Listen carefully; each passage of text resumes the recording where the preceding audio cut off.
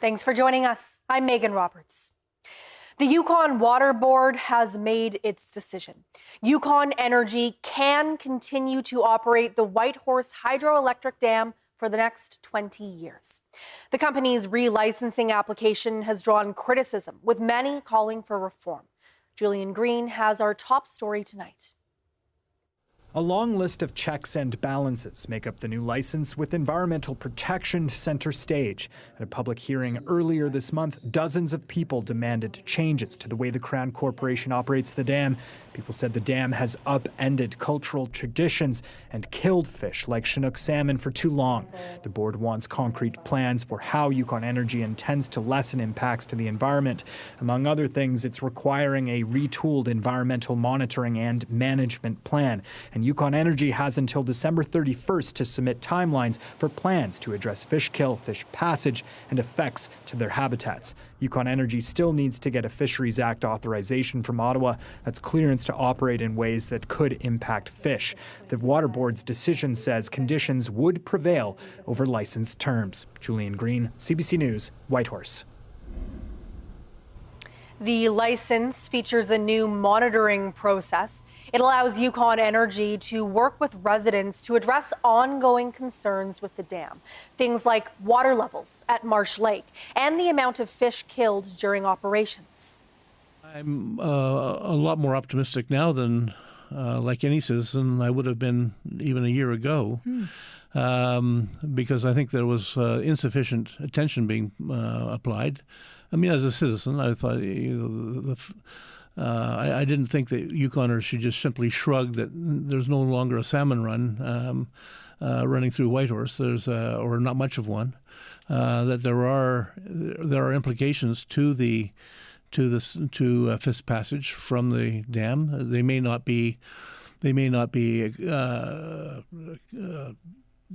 explain completely the drop in fish population, but there's certainly enough evidence that they affect it. McDonald says there isn't enough evidence yet to support hardline protections as part of the licensing process. Instead, Yukon Energy has to work with First Nations to come up with solutions to problems like fish kill. Yukon Energy will also present the solutions to the Water Board in 2 years, and the corporation must check in with the board every 5 years. In Dawson City, one man says Yukon Energy needs to make up for its mistakes, not profit from them. This comes after the company took months to find a meter reader, resulting in customers not getting their monthly bills. This, along with a 10% rate increase from July 1st, has some residents struggling to keep the lights on. Chris McIntyre has that story. Robert McDonough moved into a small cabin last October. During that time, Yukon Energy's only meter reader for the area quit, so bills weren't properly calculated or delivered for months. McDonough says he got his first bill in June, 8 months later. He owed $1,000. His next bill included the new 10% rate increase. McDonough says he called the company and it offered him a payment plan. I'm now in a situation where they've offered to give me payments or what have you, but now I have to spend all of this winter paying off last winter and this winter, and I don't have a lot of money. I ended up talking to somebody, and let me just say everybody's very pleasant and very professional. However, the answer is always, well, there's nothing we can do. There's nothing we could do. In an email to CBC News, Yukon Energy acknowledges the past several months have been frustrating for customers. The corporation said it had challenges issuing bills each month because of staff shortages and issues with the billing system. As a result, many customers received a bill for several months of electricity. Yukon Energy says it's fully staffed again and nearly all bills have been delivered. As for the rate hike, Yukon Energy says it's to pay for critical upgrades. This response doesn't do much for McDonough's situation. He says customers shouldn't be punished because of company problems. Chris McIntyre, CBC News, Dawson City. Smoke is affecting the air in many communities in the Northwest Territories right now. Environment Canada has issued an air quality warning. It says air quality is very poor and visibility is reduced in the regions of Fort Simpson, Fort Providence, Yellowknife, also in Hay River, Enterprise, and Fort Resolution. Environment Canada says during heavy smoke conditions, everyone's health is at risk, no matter their age and health status. Meanwhile, in British Columbia, wildfires are prompting hundreds of evacuations as those out-of-control fires continue to creep closer to multiple communities. The CBC's Sarah Glashan has more. Well, work continues on what was a fast-moving wildfire yesterday that forced the closure of 2 highways and hundreds of people from their homes in Peachland, British Columbia. It's being described by authorities in the latest release as a surface fire with some open flame and a slow to moderate rate of spread. Approximately 400 properties had to be evacuated quickly in what was described as a tactical evacuation. It involves RCMP going door to door, telling residents that they had to leave pretty much immediately, and in many cases those residents left with few belongings and nowhere to go. We finally managed to get through to West Kelowna.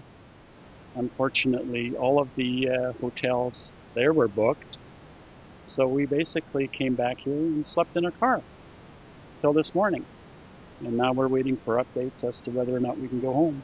Not yet is the answer that is coming from authorities just now, but the highways have reopened, so that's some good news. And as well, CBC has spoken to the mayor of Peachland, who says that he does not believe that there are any properties, buildings that are under immediate threat at this point. Now, that is the case on the fire that we're seeing burning outside of Lytton, BC, seeing some growth there. The village of Lytton is not immediately under threat, and of course the village is still rebuilding after the devastating wildfires of 2021. But this wildfire, which is outside and nearby, is of threat to the Lytton First Nation, and they have ordered evacuations for 2 sparsely populated reserves. Of most concern right now to the wildfire service in British Columbia is actually the Bear Creek wildfire. It is burning in a rather remote location just east of Harrison Lake. It is right now the only wildfire in British Columbia that's being given the distinction of wildfire of note, meaning that it's of great concern in terms of the wildfire behavior, the fire behavior that they are seeing at this point. It is a remote location, so those who are affected really are campers who have been asked to leave as a precaution, and the public told to stay away from the area. Sarah Glashan, CBC News, Vancouver. In the NWT, a fire at the Fort Providence landfill kept many people awake last night, including the manager of the Northern store. The store reopened around 12:30 in the morning to offer supplies to firefighters after an employee called the owners to alert them to the incident. The fire also had community members preparing for a possible evacuation. The store manager says there was no hesitation in providing support to the community. So we got dressed and came into the store. We opened up.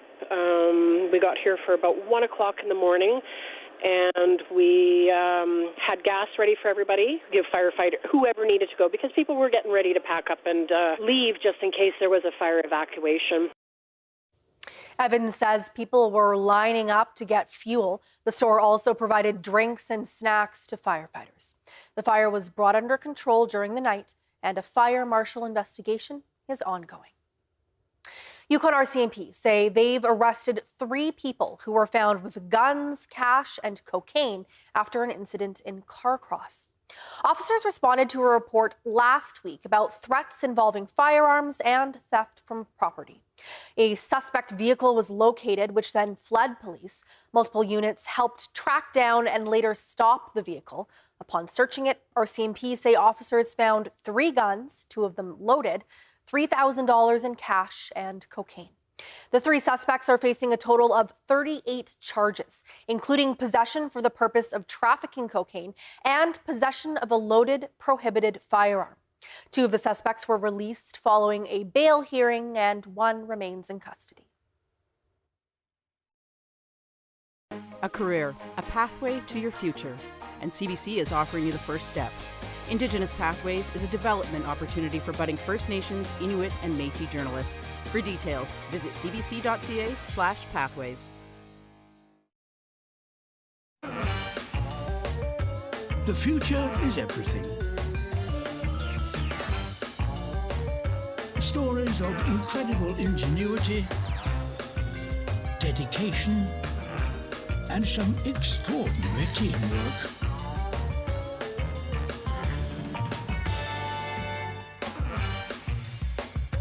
This is parenthood,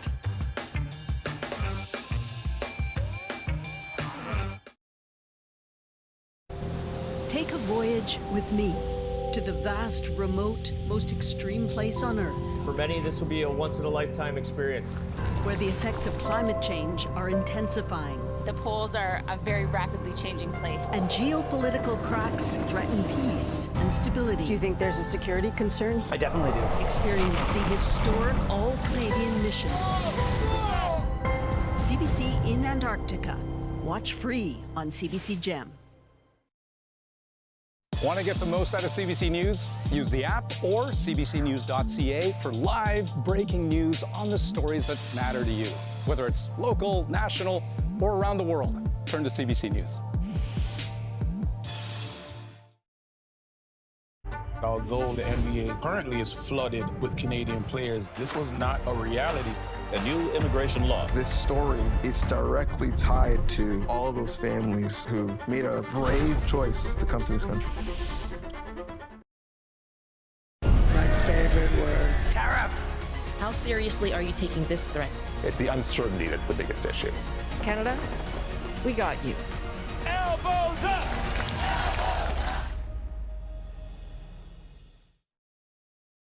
As I looked upon the battlefield in front of me, a German star shell lit up the desolate landscape. I watched as a bullet smashed through the bridge of my nose and left me to the mercy of the darkness. I worried I would be dependent on others for the rest of my life. But Sir Arthur Pearson and the staff of St. Dunstan's had other plans. With their help, I knew I could be self-reliant, and I wanted to bring this idea home to Canada. I wanted Canadians to know that we could hold jobs, that we could contribute, that regardless of sight, all would read, that we, the blind, would shape our own lives, our own destiny. Blinded by a sniper's bullet in 1915, Edwin A. Baker went on to co-found the Canadian National Institute for the Blind, shaping a path forward for the blind across Canada for generations to come.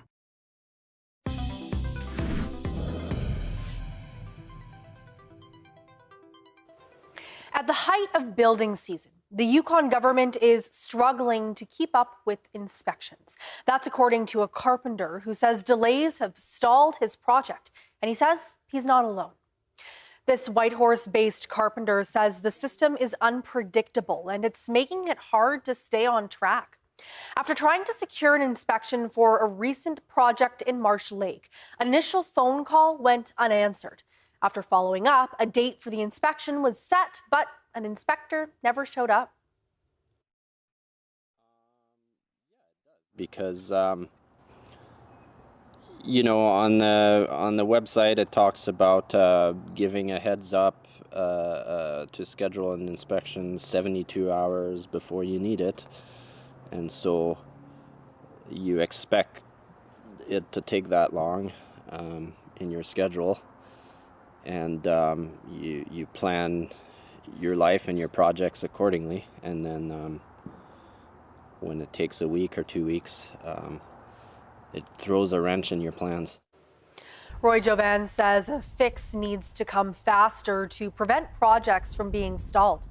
The Yukon government says it understands the impact delays have on the construction sector. It also says they're short-staffed in Whitehorse, and inspectors from Dawson City and Watson Lake are having to step in. The territory says it's currently hiring a building inspector. Governor General Mary Simon calls him one of Canada's most distinguished museologists. Robert James has been named to the Order of Canada. Well, I think initially just a bit speechless, right? I had to think about what they were saying, but as I said, I mean, I was honored, I'm grateful, and I'm humbled. But it also occurred to me right away that I really need to acknowledge and thank all the many people, you know, friends and colleagues throughout the world that had advised me, assisted me, argued with me, mentored me. Because without those people, I mean, I couldn't have accomplished whatever I have achieved. So thanks to them, they deserve it as well. Unfortunately, it just goes to me, but they all deserve it too. James was the first museum director at the Prince of Wales Northern Heritage Centre in Yellowknife. He first came to the community in the 1970s as a graduate student. Janes was doing field research on subarctic archaeology in the NWT's Mackenzie River Valley. Janes says he lived with 5 Dene families at a hunting camp northeast of Tulita for 6 months. He says the experience shaped the rest of his life. After his dissertation, Janes helped establish the Prince of Wales Northern Heritage Centre. He then went on to have almost a 50-year career working in museums. Janes now lives in British Columbia, but says his work in the North is a major factor in him achieving this honor. He says he still has regular contact with many of the staff still working at the museum from his time. In the Northwest Territories, the new curator of the Fort Smith Northern Life Museum is trying something new. Michelle Regalado put together an exhibit asking the public to tell the museum about the photos. Echoes on Film is a showcase of images donated by the late Jacques Van Pelt. The photos were taken on 35mm film, but none of them are labeled. Regalado attached a QR code to each image so visitors can submit details from their phone. The exhibit has been open since May. Nearly 200 QR codes have been scanned, but very few identifications have been made, and the museum is running out of time. Carla Ulrich has that story. We have my favorite because I love birds, so I really choose this one. What I try to do with this exhibition is to make people to interact with it, because there's some people or some places that we don't know where they are or who they are. So we try to reach out to people or to make the community to come and everything. So as you can see, here are the labels that I made with the QR code and the message of please help us. If you got clues, we need you. So far, we haven't identified all the places or the people, but it's okay. I mean, we still have time. And after this exhibition is done, I will curate the Whooping Crane Festival. In this picture around here, I found a small number, and then I could figure out that all the pictures was this artifact. So thanks to this picture, I found Jacques Van Pelt donated in 1999. I found that he really loves nature, and he was really loving here. So I was like, okay, this is like a good first thing to do for me. Like I will know, people that might come here and tell me more about him or something like that. But it was like something that I feel like I connect with the pictures that he took. So that's why I choose this.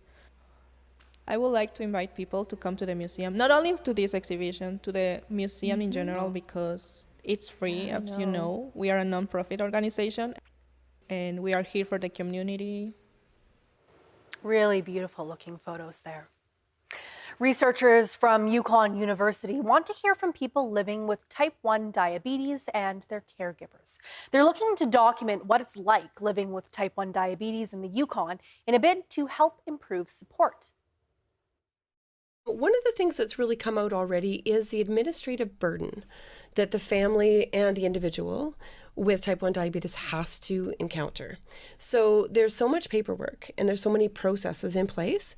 It's not so much managing the disease, because there's a lot of technology and supports around that, but it's really about needing to, for some people, it seems like they need to prove that they still have type 1 diabetes, and it's a lifelong condition, and they need to send the paperwork in for their insurance to get their medications, their equipment covered over time, and that really is causing a lot of stress for the family as a whole. The researchers also plan to send a survey to healthcare providers. The White Horse Pride Parade is back this Saturday for its 12th year, and it's actually one of 3 happening in Yukon this summer. It's going to be a pretty good time, I think. So there's different organizations that are coming. They're going to set up interactive booths. We're going to have some light snacks for people. Then there's the infrastructure that's already there. So the park, the water park, and we'll have beach volleyball and just some fun old-fashioned games there, like egg on the spoon race. Saturday's event will start at the United Church at 1 p.m. From there, it'll travel down Main Street, turn on 2nd Avenue, and end at Rotary Park. This year's celebration is being organized by Raven Events. And that is not the only event you can check out this weekend in Whitehorse. Residents can also attend the Filipino Festival. Our highlight for the second day is Santa Cruzan. So we started last year. The Santa Cruzan event is a festivity and that is celebrated during May, but we hold it this year just to introduce the culture of faith at the same time. There will also be games, local bands, dance performances, karaoke, free food, and more. This is an annual event.